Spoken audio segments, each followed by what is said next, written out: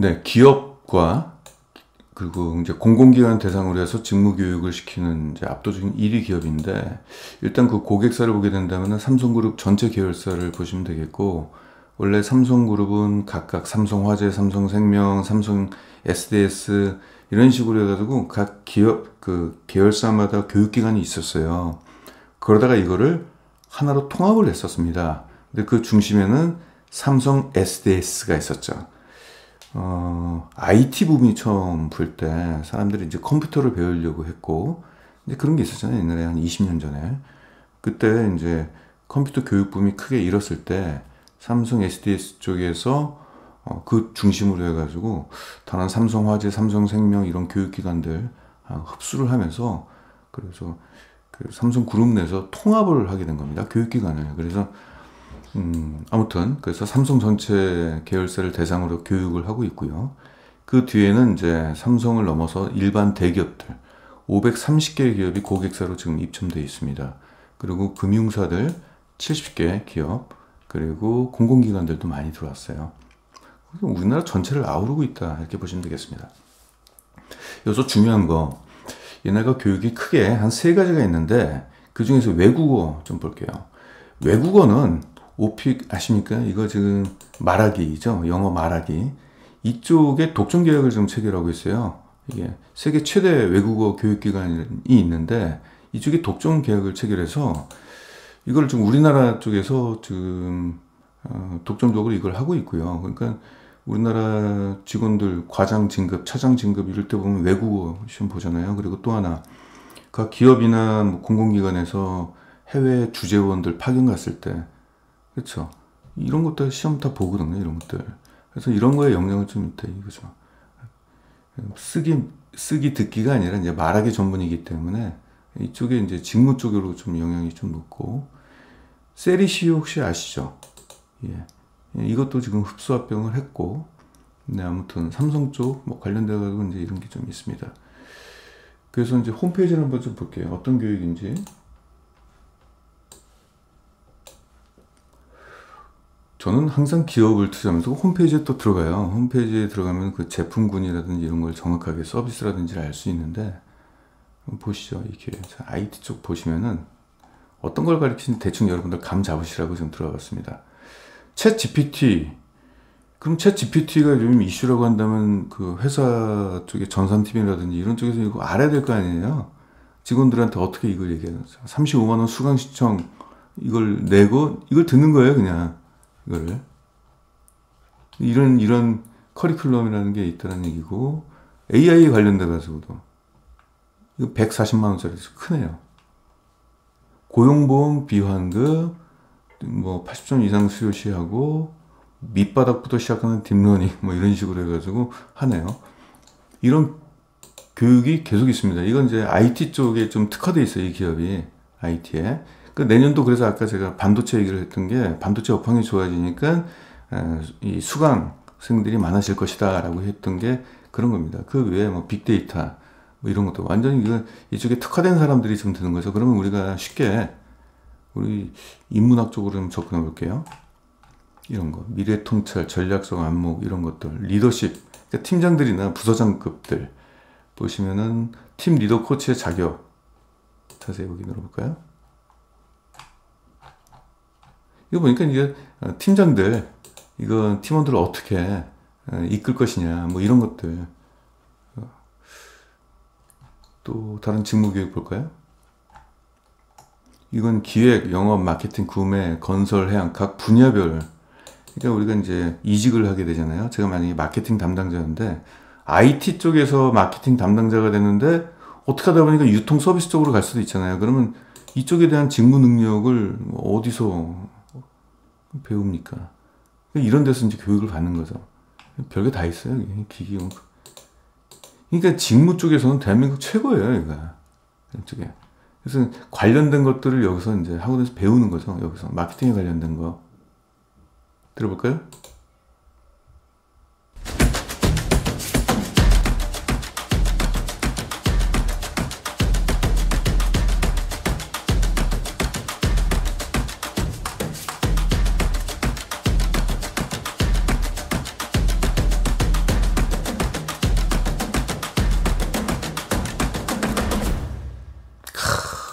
바로 이런 거예요.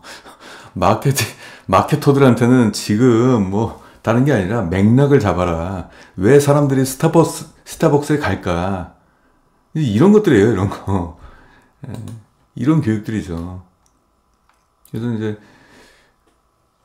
자기가 좀 부족한 직무 능력을 이런 데서 수강을 통해 가지고 배울 수 있게끔 하고, 또 회사 쪽에서는 각 그 직원들을 이런 데 강의를 받을 수 있게끔 회사 경비를 통해 가지고 보게끔 하고, 이제 이렇게 된 겁니다. 그러면 가장 큰 거는 이제 이 세리시오가 가장 유명하죠. 대표이사들 이제 회사를 경영할 때 어떻게 경영을 할 것이냐, 이제 그 부분을 합니다. 그러면 세계적인 석학자들이 어떤 책을 내거나 그러면 그 석학자들 불러가지고 세미나를 하거나 이런 쪽 그런 데이터 그런 것들을 이제 공개를 하고, 이제 그런 식으로 좀 보여줘가지고 결국은 뭐 경쟁력이 있는 기업으로 나아가고자 할 때는 인재의 교육이 가장 중요하잖아요.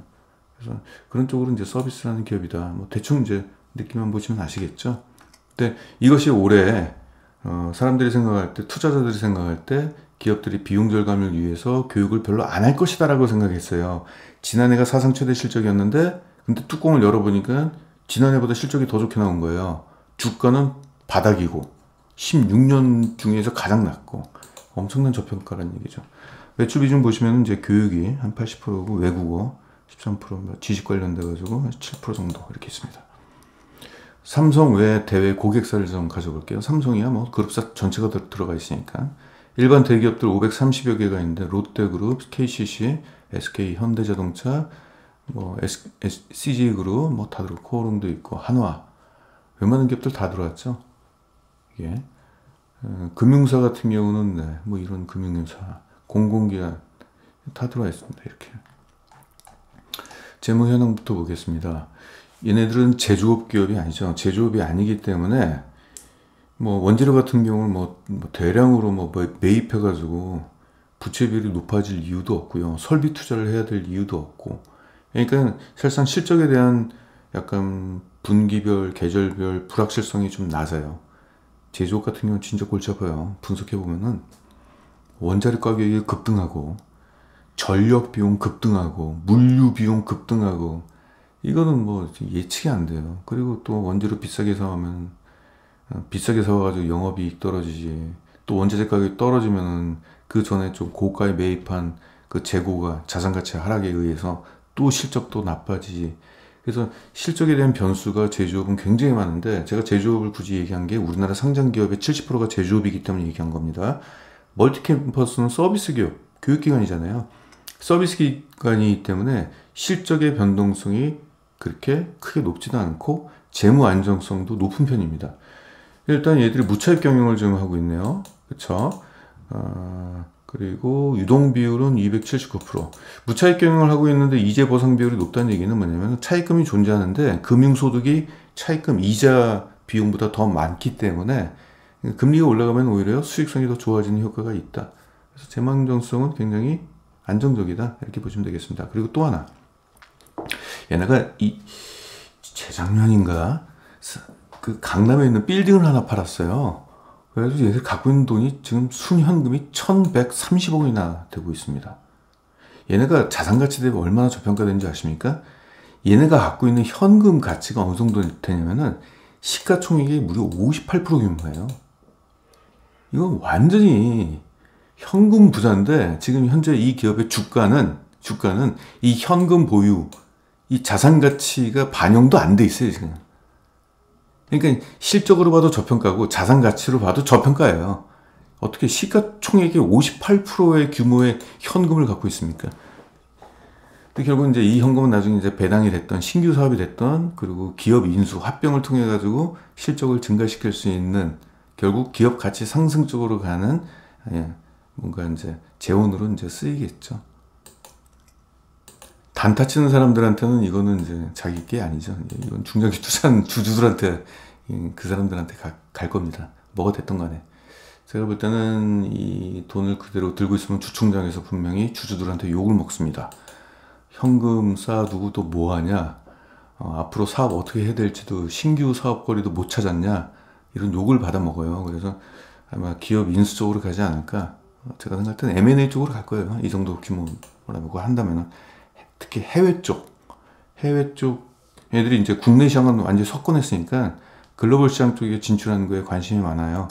특히 지금 최근에는 코로나 때문에 애들이 글로벌 시장에 그 전에 진출하려고 노력을 했는데 코로나가 터지면서 제대로 못했거든요. 그래서 아마 해외 쪽으로 진행을 할 것 같습니다. 해외 업체 하나 인수하겠죠. 자, 그러면 사업별 매출과 하면서 사업 소개를 한번 같이 들어가 볼게요. 일단 교육 서비스를 좀 보겠습니다. 교육 서비스는 전체 매출비 중에 80%를 차지하기 때문에 꼭 보셔야 되겠죠. 지금 2020년도 코로나가 터져가지고 원래는 집합교육이 있었는데 이게 좀 못하니까 약간 이때 떨어졌죠. 그 외에는 계속적으로 올라가는 흐름이었잖아요. 그쵸? 2020년도 한번 매출 떨어진 뒤에 그 다음부터는 계속 올라가고 있죠. 애들이 온라인으로 교육을 좀 전환을 빨리 했어요. 교육사업은 이제 경영, 리더십, 전문 직무 등 직무 역량 강화를 하기 위한 서비스.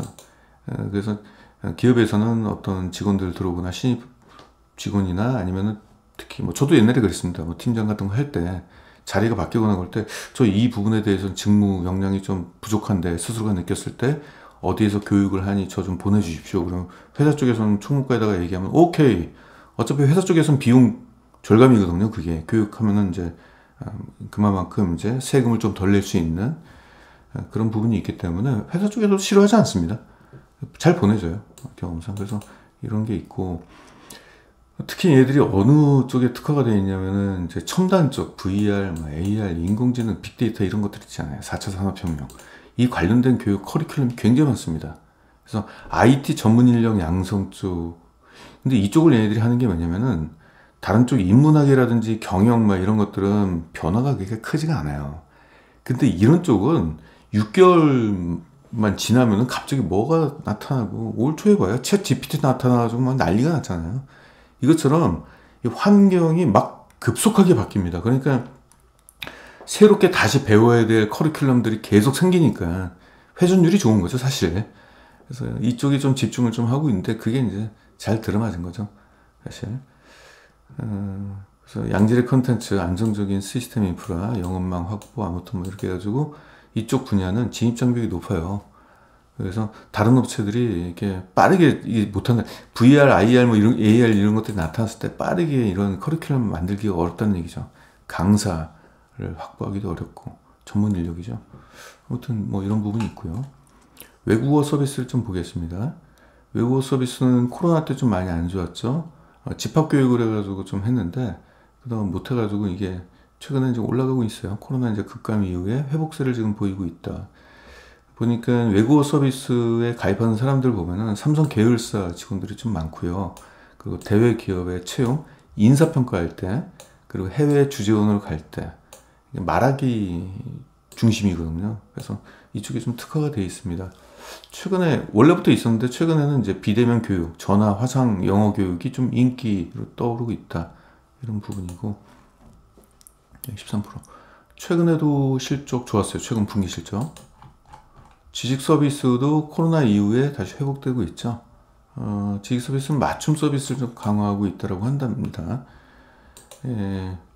여기는 이제 이게 보통 부서장급 이상, CEO 임원들, 그래서 뭐 경영, 경제 뭐 이런 부분에 있어서 지식을 좀, 그래서 보통 직원들이 얻지 못하는 그런 쪽으로 좀 높은 쪽의 지식 습득을 위해서 이제 한다고 합니다. 보통 이제 CEO나 이런 분들이 뭐 서울대학교 대학원 같은 데 가가지고 돈 내고 듣는 거 있잖아요. 뭐 그런 쪽 많이 가잖아요. 그런 거를 실시간 매주마다 새로운 주제를 가지고 계속 한다라고 보시면 되겠습니다. 아무튼 이런 부분이 있고 매출 비중이 좀 7%밖에 안 되기 때문에 이건 뭐 크게 이게 부각되지는 않습니다만은 마진율이 좋아요. 근데 이게 CEO를 대상으로 하기 때문에 이게 굉장히 고가예요. 뭐 그냥 커리큘럼 뭐 하나에 뭐 360만 원 막 이래요. 수익성이 높기 때문에 의미가 있습니다. 매출은 좀 낮지만 앞으로 이제 멀티 캠퍼스에 대해서는 중장기적으로 성장할 가능성이 높다라고 시장에서는 그렇게 평가를 하고 있는데 그 이유를 하나씩 좀 갖고 와봤습니다. 과거 사례를 볼게요. 애들이 2012년도부터 최근 10년 동안에 성장을 보면은 코로나라는 집합교육 때 일시적으로 코로나를 제외하고서는 매출액은 연간 빠지지 않고 계속적으로 성장을 해왔어요. 이게 그래서 과거에 이렇게 연평균 16%씩이나 고성장을 했던 배경에는 뭔가 그 이유가 있겠죠. 그것이 갑자기 꺾이지는 않을 거 아니에요, 지금. 그리고 지금 보니까 삼성 계열사를 중심으로 해서 사업을 처음에 시작하다가 그 다음에 다른 대기업으로 넘어가고 관공서로 넘어가고 그 다음에 어디로 갈까요? 이제 중견기업, 중소기업 쪽으로 갈 수도 있고 또 해외 쪽도 있잖아요. 그래서 앞으로 이러한 성장이 계속적으로 갈 것이다. 삼성그룹의 안정적인 내부 수요를 바탕으로 해서 일단 성장을 하고요. IT 직무교육에서는 뭐 다른 데하고 뭐 비교할 견줄 수 없는 정도의 경쟁력을 갖고 있다는 거. 그리고 환경 변화에 굉장히 빠르게 대응하는 커리큘럼, 그 개설할 수 있는 능력들이 있다는 거. 그래서 이런 것들 때문에 그동안 성장을 해왔는데 앞으로도 그럴 것이고, 그리고 제가 과거에 이 기업을 봤을 때 해외 진출에 욕심이 좀 많았는데 코로나가 터져가지고 못했어요. 그래서 그 이후에는 이제 해외 쪽에서의 뭔가 성장 동력을 만들지 않겠느냐 이렇게 좀 보여주고는 있고, 일단 그건 지켜봐야 되겠죠. 또 하나 있다면 지금 사실 교육계는 보통 학생들 교육을 시키잖아요. 근데 최근에 이제 저출산 이슈 때문에 학생 수가 점점 줄어드는 문제 때문에 이건 뭐 구조적으로 조금 성장하기에 좀 제약이 있지 않겠냐 이럴 수 있겠지만은 멀티캠퍼스는 다릅니다. 학령 인구보다 더 큰 생산 연령 인구, 그러니까 이제 25세 이상 49세까지 훨씬 많잖아요. 그리고 심지어는 이 인구가 은퇴해서 고령화가 돼도 평생 교육 하나씩 집어볼게요. 자, 젊은 친구들한테는 4차 산업혁명, IT 교육 수요가 계속적으로 증가하고 있고요. 그리고 또 하나, 과거와는 달리 이제 철밥통 이런 거 없어요. 지금 공무원, MZ세대들도 지금 공무원 합격해가지고 뭐 구청이나 이런 데 다니고 있다가 그냥 때려쳐버리잖아요. 평생 직장이라는 개념이 사라졌어요. 이직률이 증가하고 있다는 얘기예요. 이직률이 증가하게 된다면 다시 직무교육이나 이런 것들을 받아야 될, 결국 이제 수요가 높아질 수밖에 없잖아요. 이직률이 증가하니까 교육 수요가 높아지는 거죠.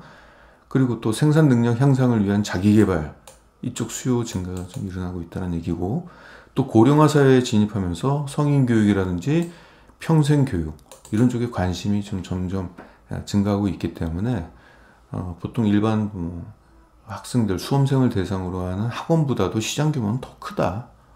이런 부분이 있어서 그러니까 상대적으로 학원 그러면은 일단 교육기관 그러면은 에이 뭐 지금 뭐 성장 못할 텐데 이제 이런 것들이 보통 이제 수험생 대상으로 하는 입시학원 이걸 이제 보통 이제 생각을 할 텐데 그게 아니다라는 얘기를 먼저 말씀드리고 시작한 겁니다. 그리고 일단은 뭐 성장할 수 있는 배경에는 안정적으로 캡티브 매출이라고 얘기하죠. 내부 매출. 이게 뭐 삼성그룹, 멀티캠퍼스가 삼성그룹이니까 이 안에 이제 빨간 색깔이 이제 삼성그룹의 매출 비중이에요. 평균적으로 비중 보면은 평균 한 50% 정도는 지금 삼성 쪽에서 물량이 계속적으로 좀 나오고 있고, 삼성은 뭐 글로벌 기업이고 해외로 계속 뻗어나가려고 하는 기업이기 때문에 직원들도 계속적으로 신입 직원들도 계속적으로 좀 채용하고 있는 지금 상황이잖아요. 그렇기 때문에 앞으로도 기본적으로 안정적인 실적은 계속적으로 삼성에서 나올 겁니다. 이거는 올해 상반기죠. 상반기 때 한 이 정도 나왔다. 그래서 뭐 삼성그룹을 기반으로 해가지고 외부 기업들 확대를 하겠죠. 네, 이런 게 있고, 또 이 부분은 이제 에듀테크라고 그래가지고 이제 뭐 이런 가상현실, 증강현실, 메타버스 관련된 또 4차 산업 관련돼가지고 수많은 깊게 들어가면 수많은 기술들을 좀 배워야 되는 게 있잖아요. 이거는 뭐 기본적으로 우리가 대중적인 어떤 그런 이제 키워드고, 깊게 들어가면 뭐 코딩하는 법부터 시작해가지고 별게 다 있을 거 아닙니까? 그런 것들을 다 통틀어가지고 에듀테크라고 얘기를 해요. 이쪽의 시장 규모가 앞으로 4차 산업혁명의 성장 때문에 연평균 14%의 높은 성장률이 계속 나올 것 같다. 이런 부분이고, 지금 그래서 멀티캠퍼스가 이쪽에 지금 역량이 가장 좋죠. IT 쪽에 지금 이쪽이 세니까. 얘들 뭐 DNA 자체가 삼성 SDS에서 나온 교육기관이기 때문에 이쪽이 특화되어 있죠, 사실. 최근에 예를 들어서 어떤 사업을 좀 하고 있는지를 말씀 좀 드려볼게요. 얘들이 강당이 하나 있는데 오프라인에 강당이 있어요. 근데 그 되게 재밌어요. 그 강당에 가면은 올해 1월달에 메타버스 연수원을 오픈했어요. 그 강당이 연수원이에요. 그럼 연수원이 있는데 기업마다 기업마다 돈을 내고 자기 메타버스 공간을 분양을 받아요. 만약에 내가 반도체 회사다. 반도체 회사인데 왜 메타버스 공간을 왜 분양을 받느냐? 반도체 회사인데 만약에 반도체를 제조하는 공정 자체를 바꾸게 된다라고 한다면은 과연 어떻게 될 것이냐? 반도체 생산 공정을 만약에 새로운 신기술을 적용한 공정을 바꾸게 된다고 한다면은 과연 그것의 생산성이 과연 얼마나 높아질 것이냐, 불량률은 어떻게 높아질 것이냐, 이런 것들을 시뮬레이션을 하는 거예요.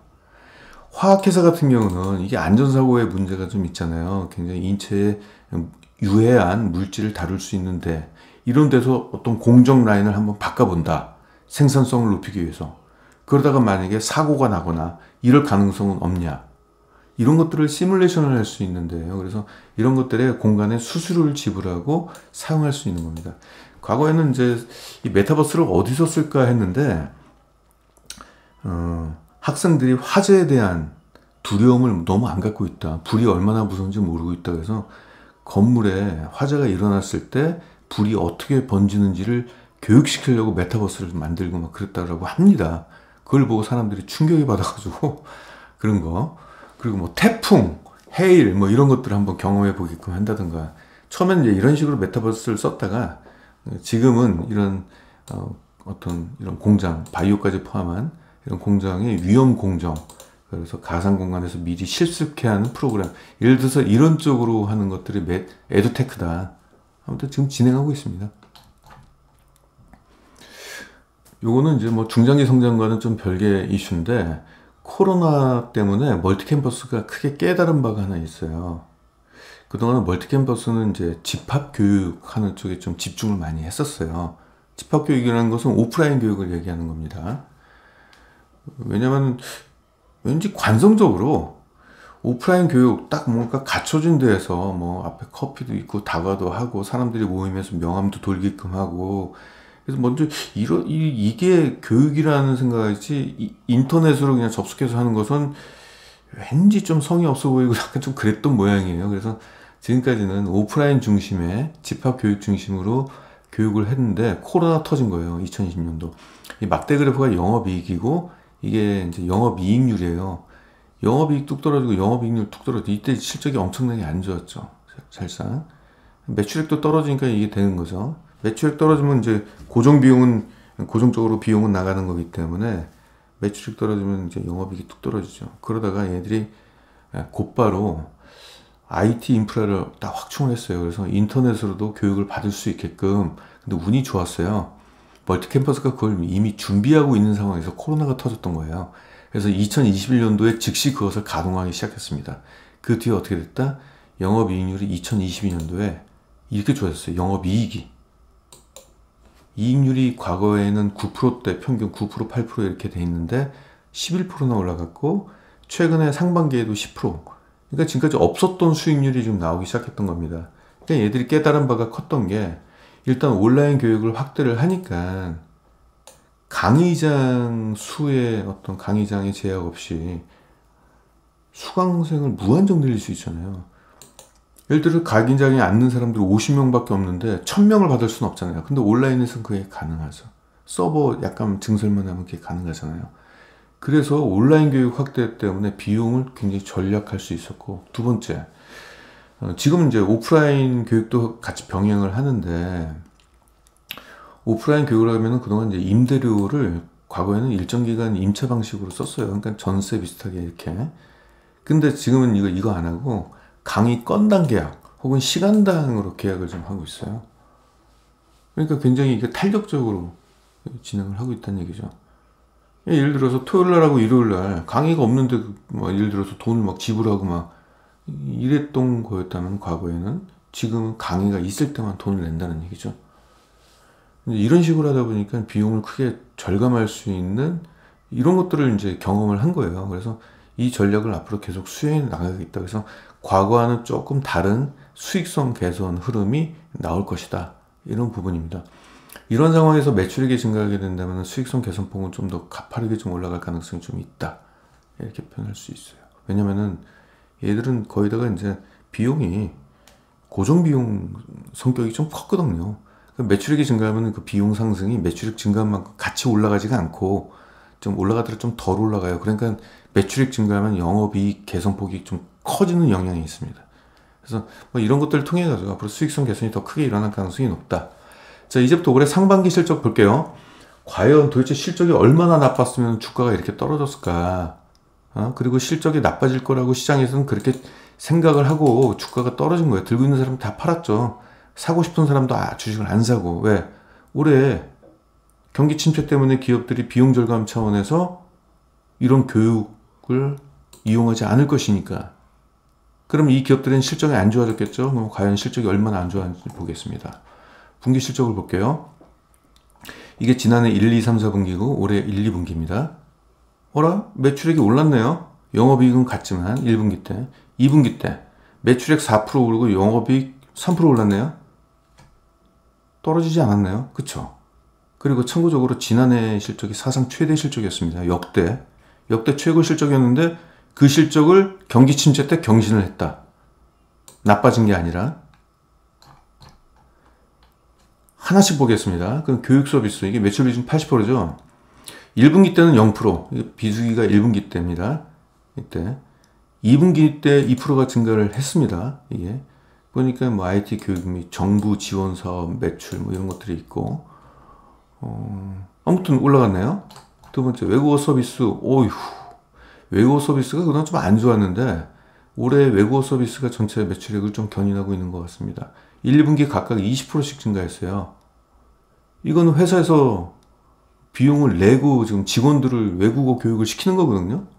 올라갔어요.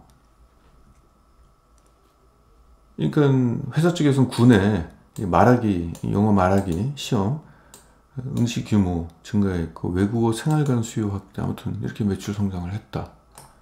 지식 서비스 올라갔네요.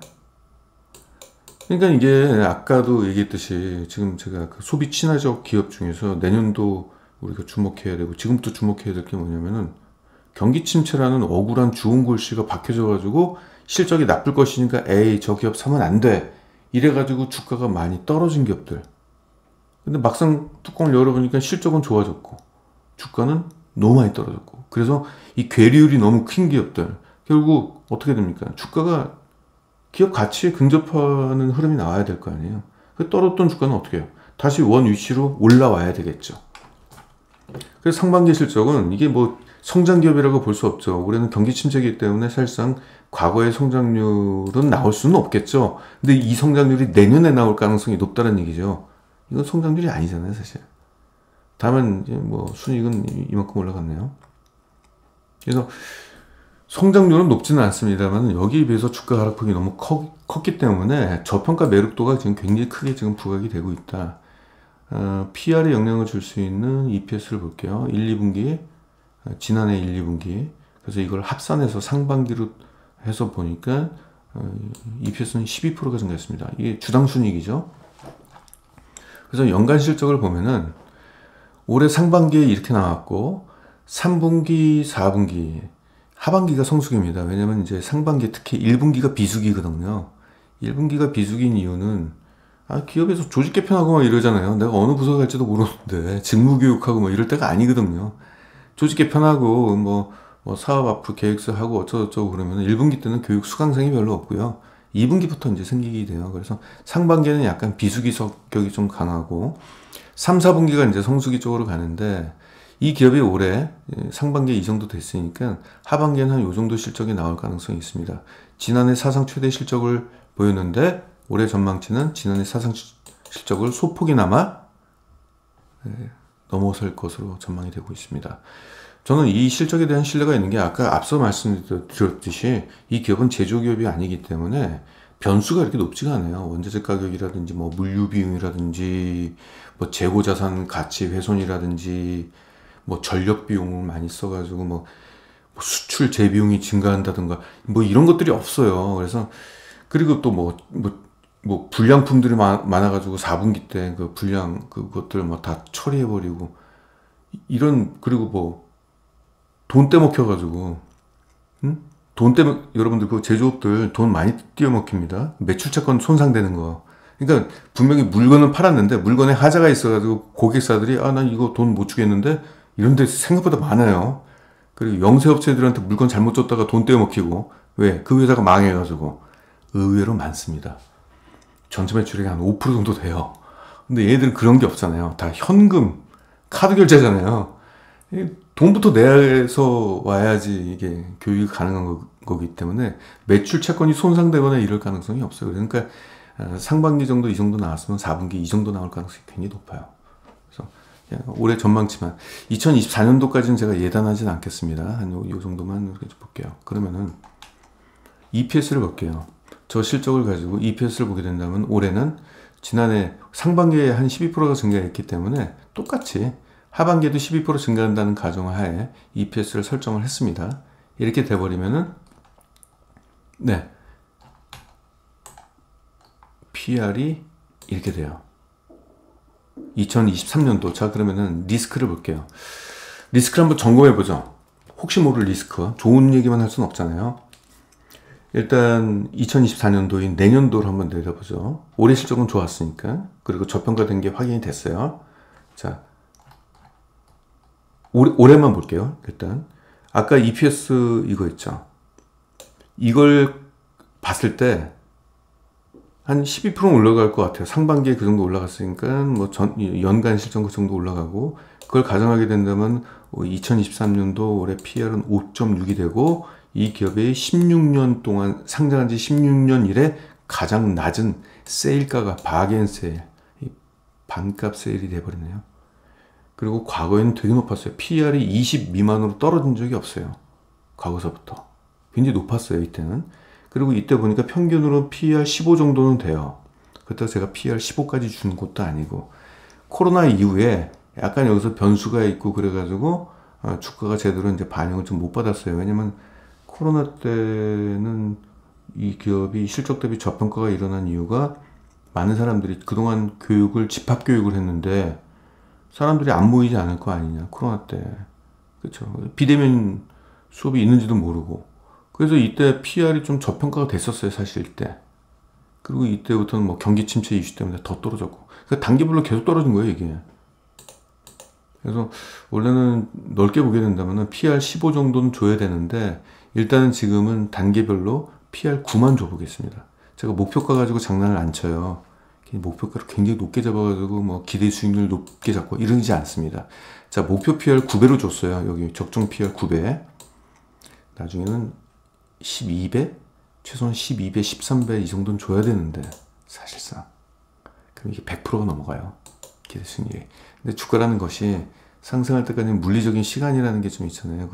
그래서 너무 무리하지 말고 1차 목표가라고 일단 치죠. 그래서 PR 9로 아주 검소하게 잡았습니다. 근데 워낙 저평가이기 때문에 주가 상승률이 61% 남았습니다. 올해. 근데 올해 안에, 지금 올해 2달 남았는데 주가가 5만 1,000원까지 올라갈 수가 없잖아요. 그쵸? 올라갔으면 좋겠는데, 에이, 주식이 그렇게 만만하진 않잖아요. 올라가지 않고, 이거는 제가 볼 때 내년도 3월 말 되면은 4분기 실적이 그때 다 나오거든요. 그래서 4월 초가 되면은 이제 얘들이 PR이 이제 공개가 딱 돼요. 뭐 네이버 증권이 됐던, HTS가 됐던. 그때쯤 되면 이 기업의 PR이 5.6? 야, 이거 너무 싼 거 아니야? 시장에선 뒤늦게 알게 되는 거죠. 뒤늦게. 자, 거기다가 이게 4월 달에 발표가 돼요. 표기가 되는 게 4월이거든요. 3월 말에 발표가 되면 그거를 이제 FN 가이드 애들이 데이터를 가져다가 그걸 입력한 뒤에 그걸 네이버 증권과 그 각 증권사에다가 보내줘요. 그 기간이 한 일주일 이상 걸리거든요. 그래서 4월 10일 이내에는 멀티캠퍼스를 딱 검색하면 PR 5.6배 정도를, 만약에 주가가 움직이지 않았다고 한다면 딱 지키면 사람들이 깜짝 놀랄 거예요. 자, 그럼 이 상황에서 내년도 만약에 1분기부터 실적이 좋아진다. 올해보다 좋아질 가능성이 높죠. 왜냐면 올해는 경기 침체 때문에 실적 성장이 그렇게 크게 증가하지 않았으니까. 내년도는 어떻게 돼요? 그동안 교육을 하지 못했던 그 교육기관 그쪽서부터 시작해가지고 뭔가 좀 수요가 올해보다는 높아질 거 아니에요. 그러면 이걸 바탕으로 해서 실적이 좋아지게 된다면은 주가는 어떻게 될까요? 이거 이상 올라가죠. 자, 그럼 리스크를 한번 볼게요. 어떤 리스크가 있을까? 내년도 경기 위축 시 기업의 교육 투자는 감소가 될 것이며 이게 리스크예요. 내년도 경기 침체가 일어날까요? 경기가 위축이 올해보다 더 될까요? 안 될 것 같은데요? 왜냐? 내년도 GDP 성장률 올해보다 지금 높게 지금 나왔잖아요. IMF하고 지금 블룸버그가 한 게 올해는 경제 성장률이 1.4%지만은 내년에는 2.2%로 뛰어올라요. 그리고 아까 경기 선행지수를 봤을 때 내년도 상반기 때 경기 선행지수가 높게 지금 나와 있잖아요. 올해 하반기에 바닥 찍고 올라가고 있잖아요. 이런 걸 봤을 때 내년도 경기 위축이 올해보다는 아니다라는 얘기죠. 올해보다는 성장하니까. 그래서 그런 염려는 크지 않다. 그리고 또 이 기업이 전체 매출액의 한 60%인가가 그 IT 쪽 교육에 많이 쏠려 있습니다. 그러면 그 IT, 그런 반도체가 이제 IT하고 연동이 돼 있기 때문에 그쪽 시장이 어떤지를 좀 볼게요. 글로벌 리서치 회사, 이제 셈이라는 회사가 있는데, 내년도 반도체 쪽 업황을 좀 분석을 했어요. 보니까, 올해 상반기는 안 좋았어요. 전년 동기 대비 각각 4%, 2% 정도 하락을 했습니다. 그래서 올해는 안 좋았는데, 내년도는 올해 대비 무려 15%가 반등을 한다. 그 중에서 D램 쪽이 많이 반등해요. D램 쪽. 그래서 올해는 지금 반도체 재고 조정 때문에 별로 안 좋았잖아요. 그래서 아무튼 내년부터는 고성능 컴퓨팅, 메모리 쪽 부분 이쪽에 40몇 %가 증가한다고 하네요. 그래서 전반적으로 이게 IT 쪽도 시장이 좀 회복이 좀 되는 흐름이 나온다는 거. 그러면 멀티캠퍼스 쪽은 IT 쪽의 교육 매출 비중이 좀 높기 때문에, 그래서 결국은 결론적으로 말씀드린다면 리스크를 점검해 봤는데 기업들이 올해 하지 못했던 교육이 내년도에는 그 수요가 살아날 가능성이 좀 높다고 일단 판단이 됩니다. 그러면은 지금 이 저평가 2023년도에 저평가를 바닥으로 일단 밑바닥으로 깔고 여기에서 내년도 1, 2분기 실적이 좋게만 나오게 된다면 주가는 상승 여력은 여기가 아니에요. 2024년도 목표가는 훨씬 더 높고요.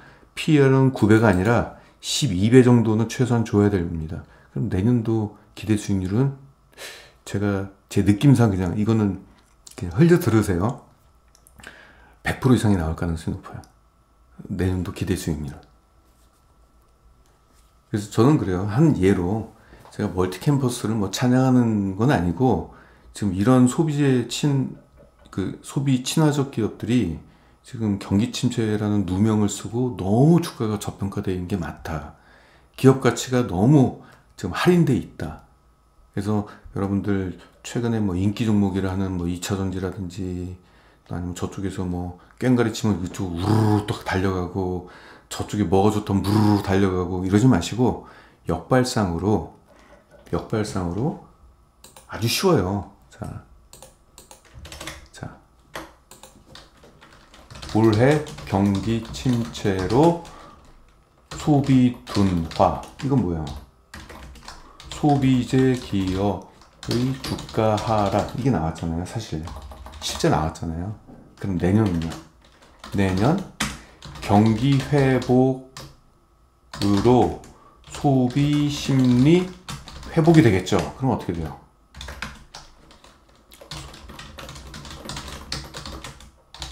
이게 나오겠죠. 주가 상승이라는 표현보다 회복이라는 단어를 쓰겠습니다. 결국 돌이켜보면요, 경기 침체 피해주는요, 손바닥 뒤집으면은 경기 회복 수혜주가 됩니다. 남들 따라가는데 다 따라가지 마시고요. 지금 어디에 주목한다? 역사상 최대로 저평가된 기업들, 상장 이래 최대 저평가된 기업들, 그런 것들이 어디에 있다? 소비재 쪽에 있습니다. 인기 있는 종목, 비싼 종목 쫓아가지 마시고 그 종목 가가지고 단타 쳐봤자 얼마나 버시겠습니까?